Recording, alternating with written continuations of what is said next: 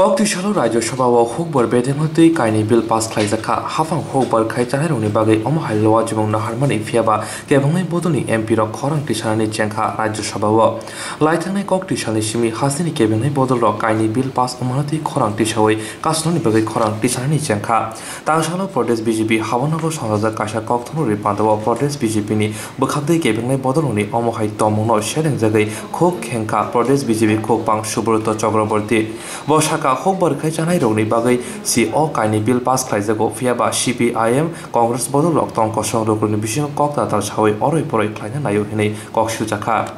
জি এমএসপির জন্য একটা already recommendation করেছিলেন বিশেষ সংক্রান্ত সংস্কার নিয়ে কিন্তু সেটা কার্যকরী হয়নি আদরণীয় প্রধানমন্ত্রী নরেন্দ্র মোদী জি ওনার প্রথম সময়কালের মধ্যে এমএসপি কে কৃষক একটা ফসল উৎপাদন করতে গেলে যত ব্যয় হয় তার উপর 50% প্রফিট যোগ করে এমএসপি নির্ধারণের ফর্মুলা করে দিয়েছে এবং এখন কৃষকদেরকে বোঝানোর একটা চেষ্টা করা হচ্ছে গোটা দেশ জুড়ে যে এমএসপি উঠে যাবে এই কৃষি নীতির ফলে বারবার স্পষ্টভাবে বলা হয়েছে এমএসপি ছিল এমএসপি আছে এমএসপি থাকবে এমএসপি নিয়ে নতুন কোনো চিন্তা ভাবনার বিষয় বা দুর্ভাবনার কোনো জায়গা নেই বিভ্রান্তি যারা ছড়ায় তাদের এখান থেকে আমাদের সচেতন করতে হবে আরেকটা বিষয় হচ্ছে এটা একটা কৃষকদের বলা হয় যে এই ইনভেস্টর বা স্পন্সরার যে এগ্রিমেন্ট করবে তারপর তোমার জমি চলে যাবে এইটা চলে যাবে সেইটা চলে যাবে স্পষ্টভাবে বলা আছে sale lease or mortgage of farmers land is totally prohibited I repeat sale lease or mortgage of farmers land is totally prohibited এই ধরনের কোনো বিষয় মাঝখানে আসবে না আর প্রমোশন এবং ফ্যাসিলিটেশনের যে বিষয়টা রয়েছে ফার্মার্স প্রোডিউস ট্রেড এন্ড কমার্সের মধ্যে সেখানে ইলেকট্রনিক ট্রেডিং এর বিষয়টা আমি অলরেডি বললাম মূল লক্ষ্যটা হচ্ছে এখানে ওয়ান নেশন ওয়ান মার্কেট আপনারা জানেন যে মোটামুটি ভাবে আদরণীয় প্রধানমন্ত্রী নরেন্দ্র মোদী জি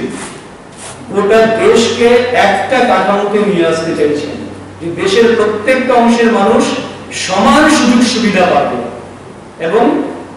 তারা দেশের সঙ্গে একাত্ম বোধ করবেন যে যে কোনো প্রান্তিক অঞ্চলের সঙ্গে আমিও সমান সুযোগ সুবিধা লাভ করতে পারছি উন্নত এবং প্রান্তিক সবার মধ্যে কোনো ডিফারেন্স নেই তার জন্য এই যে অনেক মানে তাদের চুজ করার যেমন একটা ক্ষমতা দেওয়া হয়েছে যে কোন জায়গায় কি বিক্রি করবেন কিংবা এই যে এপিএমসি যেটা বলছিলাম যে ব্যবস্থাটা এখন বাধ্যতামূলক নয় কিন্তু সেটাও থাকবে কৃষক অপশন নেবে যে এপিএমসি তে যাব মান্ডিতে যাব না অন্য জায়গায় যাব আরেকটা বিষয় মান্ডিতে কি হতো সেটাও জানা দরকার ওয়েট টু ওয়েট করলেন মান্ডিতে দর এই কৃষি বিল দুটোর মূল যে একটা লক্ষ্য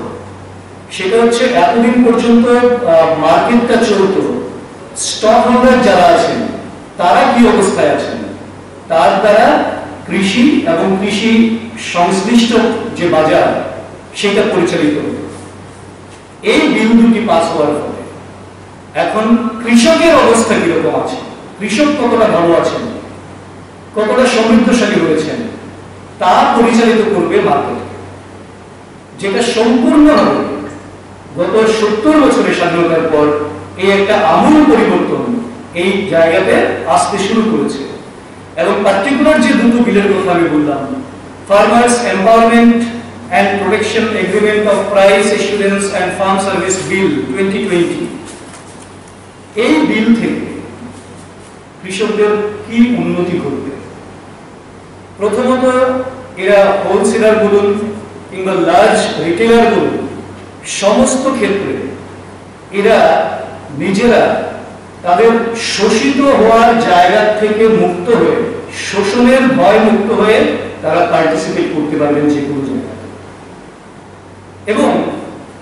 আগে যে রিস্ক ফ্যাক্টরটা ছিল যে কৃষির উৎপাদন কতটা হয় তার উপর নির্ভর করবে কৃষকের অবস্থা কি একটা আনপ্রেডিক্টেবল বিষয় থাকে এই আনপ্রেডিক্টেবল বিষয় থেকে এখন হচ্ছে কি এই বিলের ফলে এখন স্পন্সরার যারা আছেন কৃষিতে যারা বিনিয়োগ করবেন যে আমি আগে বিনিয়োগ করলাম প্রোডাকশন হলে তারপর এই রেটে কিনে দেব তাহলে এই রিস্ক ফ্যাক্টরটা এখন ট্রান্সফার হচ্ছে কৃষক থেকে স্পন্সরার বা ট্রেডারের কাছে। যে রিস্ক ফ্যাক্টরটা আগে কৃষকের ছিল, যে কৃষির পণ্য উৎপাদন হয়নি সঠিক, তাহলে কি হবে? এখন সেটা কৃষককে ভাবতে হবে কম, ট্রেডার্স বা স্পন্সরার তার জন্য আগে ভাবতে হবে। তৃতীয় হলো মডার্ন টেকনোলজি এবং তার ইনপুট কৃষি ক্ষেত্রে এখন বাড়বে। কারণ এই কৃষির যে এগ্রিমেন্টের বিষয়টা রয়েছে, এখানে যে কোনো কেউ কোনো একজন ফার্মার্সের সঙ্গে এগ্রিমেন্ট করে নিতে পারেন যে আপনার জমিতে এতটা প্রোডাকশন নরমালি হয়, এই কোয়ালিটির প্রোডাকশন হয়, এই প্রোডাকশন আমি এত দামে কিনে নেব। যেটাকে বলছি আমরা এগ্রো প্রোডিউস মার্কেট কমিটি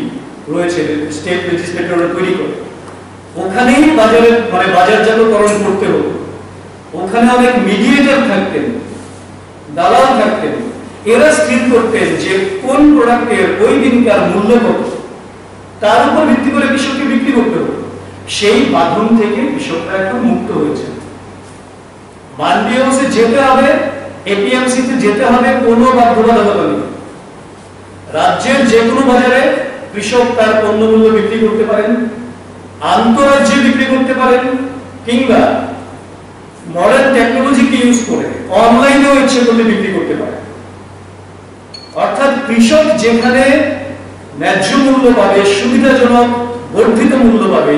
সেখানেই কৃষক তার উৎপাদিত ফসল বিক্রি করবেন।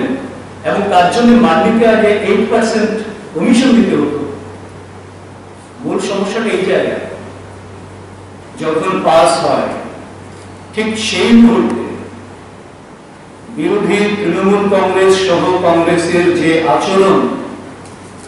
গণতন্ত্রের পক্ষে অত্যন্ত লজ্জাজনক, অসংসদীয় আচরণ,